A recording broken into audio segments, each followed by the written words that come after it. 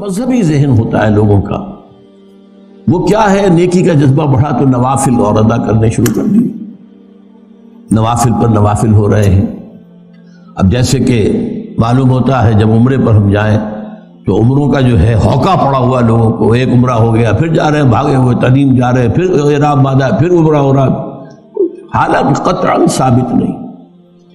سوائے حضرت عائشہ رضی اللہ تعالی عنہا ام المومنین کہ وہ اپنے ایک نسوانی عذر کی وجہ سے بعض ارکان ادا نہیں کر سکی تھی، تو ان کے لیے حضور نے پھر بھیج دیا جاؤ تنعیم سے، وہاں تم جب فارغ ہو گئی وہ اپنی اس نسوانی جو بھی کیفیت تھی اس سے، تو پھر انہوں نے عمرہ کیا، ورنہ حضور نے حج کے بعد کوئی عمرہ نہیں کیا۔ بلکہ میں تو حیران ہوتا ہوں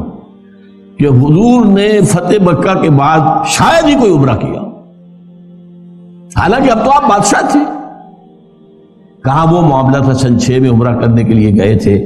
اور احرام کھول دینا پڑا تھا اور واپس آنا پڑا تھا، پھر سن 7 میں عمرہ ہوا،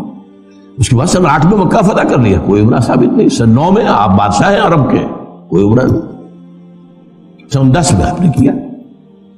اس اعتبار سے ہماری ویلیوز بدل گئی ہیں، نیکی کا جذبہ پیدا ہوا بس یہ کر دو۔ بچوں کو نازلہ قرآن پڑھانے کے لیے کوئی مدرسہ کھول دو، قاری صاحب کو لا کے بٹھا دو پڑھانے، نیکی کا جذبہ ہے، نیکی کا کام۔ تو عبادات کا خاص طور پر جو ہے عبادات کے اندر اضافہ اضافہ اضافہ، یہ ہے ہمارا عام تصور نیکی۔ اس کے برعکس حدیث کیا فرما رہی ہے؟ یہ ترمذی کی روایت ہے حضرت امامہ باہلی سے رضی اللہ تعالی عنہ، فضل العالم علی العابد کفضلی علی ادناکم، ایک صاحب علم انسان کی فضیلت کسی عبادت گزار پر اتنی ہی ہے جتنی میری فضیلت ہے تم میں سے کسی کم انسان، ادناکم صحابہ میں سب سے کم، اور حضور صلی اللہ علیہ وسلم کیا نسبت ہوگی؟ فضل العالم علی العابد کفضلی علی ادناکم وَإِنَّ اللَّهَ وَمَلَائِكَتَهُ وَأَهْلُ السَّمَاوَاتِ وَالْأَرْضِ، اور یقینا اللہ بھی اور اس کے فرشتے بھی اور آسمانوں والے بھی اور زمین والے بھی، حتی النملۃ فی جوہرہا، یہاں تک کہ چیونٹی جو اپنے بل میں ہے، وحتی الحوت، یہاں تک کہ مچھلی، لَيُصَلُّونَ عَلَى مُعَلِّمِ النَّاسِ الْخَيْرِ،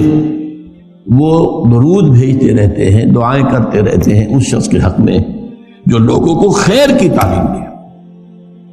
یہاں لفظ خیر بہت نوٹ کرنے کے قابل ہے، یہ میں بعد میں ذرا اور تفصیل سے عرض کروں گا۔ خیر، بھلائی، نیکی، اس خیر کی تعلیم دینا۔ اسی طرح ایک اور حدیث ہے، یہ بھی حضرت حسن سے ہے مرسلم، سئل رسول اللہ صلی اللہ علیہ وسلم عن رجلین کانا فی بنی اسرائیل، نبی اکرم صلی اللہ علیہ وسلم سے 2 اشخاص کے بارے میں سوال کیا گیا جو بنی اسرائیل میں سے گزرے تھے۔ احدہما کان عالما یصلی المکتوبۃ ثم یجلس فیعلم الناس الخیر، ان میں سے ایک تو وہ تھا جو عالم تھا، وہ صرف فرض نماز پڑھتا تھا، کوئی نوافل نہیں، صرف فرض، اور پھر بیٹھ جاتا تھا لوگوں کو خیر کی تعلیم دینے کے لیے۔ والآخر، اور دوسرا یصوم النہار ویقوم اللیل، روزانہ روزہ رکھتا تھا، پوری رات کھڑا رہتا تھا۔ ایہما افضل، حضور ان میں سے افضل کون سا ہے؟ سوال سمجھ لیا آپ؟ 2 اشخاص ہیں، ایک صرف فرض نماز ادا کر رہا، میں عبادت کے اعتبار سے عبادت اور علم اور تعلیم اور تعلم،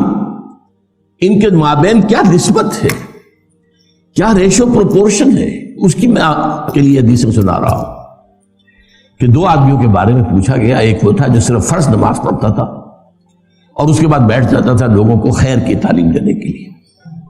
اور دوسرا وہ تھا روزانہ روزہ رکھتا تھا اور پوری رات کھڑا رہتا تھا عبادت۔ ایہما افضل، ان دونوں میں سے افضل کون ہے؟ قال رسول اللہ صلی اللہ علیہ وسلم فضل هذا العالم الذي يصلي المكتوبة ثم يجلس فيعلم الناس الخير على العابد الذي يصوم النهار ويصلي الليل كفضلي على ادناكم، اس شخص کی فضیلت جو صرف فرض نماز پڑھتا ہے اور باقی سارا وقت جو ہے وہ لوگوں کو خیر کی تعلیم دینے میں گزارتا ہے، بسر کرتا ہے۔ اس شخص پر جو روزانہ روزہ رکھتا ہے اور روزانہ رات کو کھڑا رہتا ہے پوری رات، اس پہلے شخص کی فضیلت اس دوسرے پر اتنی ہے جتنی میری فضیلت ہے تم میں سے ادنا پر، تم میں سب سے کم تر پر۔ یہ ہے ریشو پروپورشن۔ ہمارے ذہنوں سے چیزیں نکل گئی ہیں، اہمیت ہی نہیں، خرچ کیا جا رہا ہے، حج کیے جا رہے ہیں، عمرے کیے جا رہے ہیں، لیکن یہ کہ دین کا علم آس پاس بھی نہیں،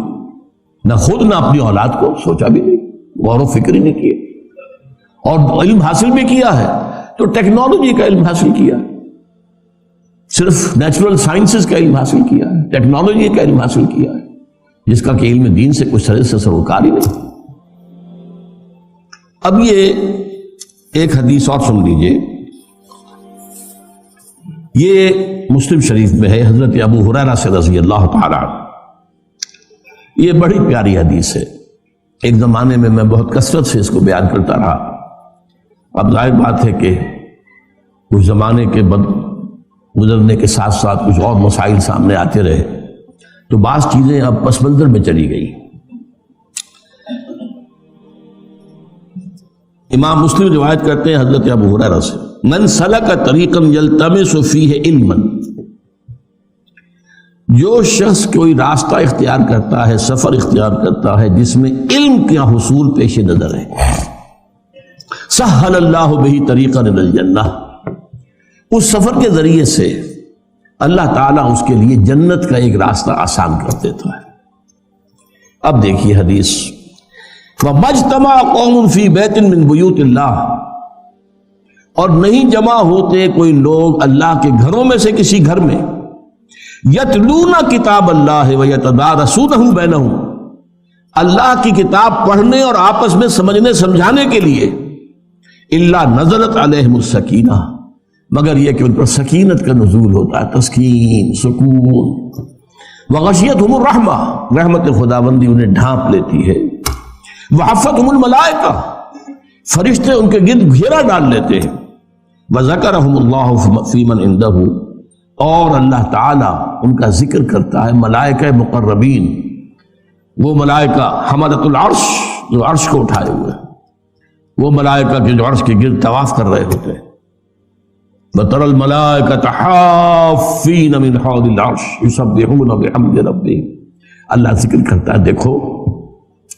تم نے کہا تھا نا کہ یہ جو آدم ہے میں اسے خلافت دے رہا ہوں، اسے اختیار دے رہا ہوں، یہ تو خون ریزی کرے گا، فساد مچائے گا، دیکھو میرے بندے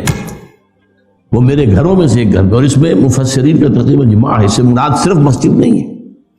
جو بھی گھر، جو بھی مقام اس کام کے لیے خاص کر دیا جائے، قرآن کے پڑھنے پڑھانے کے لیے، وہ سب اس میں شامل ہو۔ دیکھو وہاں بیٹھے میری کتاب پڑھ رہے ہیں، ایک دوسرے سے سمجھ رہے ہیں، ایک دوسرے کو سمجھا رہے ہیں، یہی ہے نا وہ آدم جس کے بارے میں تمہیں وہ اشتباہ لاحق ہو گیا۔ یہ جو 3 حدیثیں میں نے آپ کو سنائی ہیں، ان کا ایک مرکزی نقطہ کیا ہے؟ جسے خیر کہا گیا وہ قرآن ہے، ہوا خیر مما یجمعون، خیر کا لفظ 2 چیزوں کے لیے آتا ہے، یا خیر دنیا کا مال و متاع دنیاوی، خیر انہ لحب الخیر لشدید، یا خیر اللہ کی کتاب ہے قرآن، ہوا خیر مما یجمعون، یا ایھا الناس قد جاءتکم موعظۃ من ربکم وشفاء لما فی الصدور وہدی ورحمۃ للمؤمنین قل بفضل اللہ وبرحمتہ فبذلک فلیفرحوا ہوا خیر مما یجمعون۔ تو یہ خیر جو ہے در حقیقت قرآن ہے۔ چنانچہ یہاں آپ نے دیکھا کہ کہا گیا تھا کہ جو شخص علم کے لیے راستہ طے کرتا ہے، چل کر آیا ہے، آپ بھی چل کر آئے ہیں، کوئی آپ کا دنیاوی مقصد تو اس وقت نہیں ہے، اللہ تعالیٰ اگر اس کے اندر کہیں بھی کوئی اگر چیز غلط شامل ہے تو اس کو دور کر دے، میری نیت میں اگر کوئی چیز غلط ہے تو اللہ اسے پاک کر دے اس سے۔ ظاہر بات ہے کہ بظاہر تو کوئی مقصد نہیں، میں کوئی سیاسی آدمی نہیں، یہاں کوئی مذہبی فرقہ واریت کی جو ہے بات نہیں ہوتی کہ یہ اس سے بہتر ہے، یہ اس سے بہتر ہے، یہ کمتر ہے، وہ کچھ نہیں، قرآن پڑھنا ہے، قرآن سمجھنا۔ من سلک طریقا یلتمس فیہ علما، اب یہاں لفظ علم آیا، لیکن علم کو آگے بیان کر دیا یتلون کتاب اللہ ہے ویتدارسونہ بینہم، اس علم سے مراد علم فقہ نہیں ہے، اس علم سے مراد جو ہے، میں پھر بھی عرض کر رہا ہوں، علم حدیث نہیں ہے، اس علم سے مراد کتاب اللہ ہے، باقی چیزیں اس کے تابع ہیں، اس کو سمجھنے کے لیے جتنی ضرورت ہے ضروری ہے تو چاہیے۔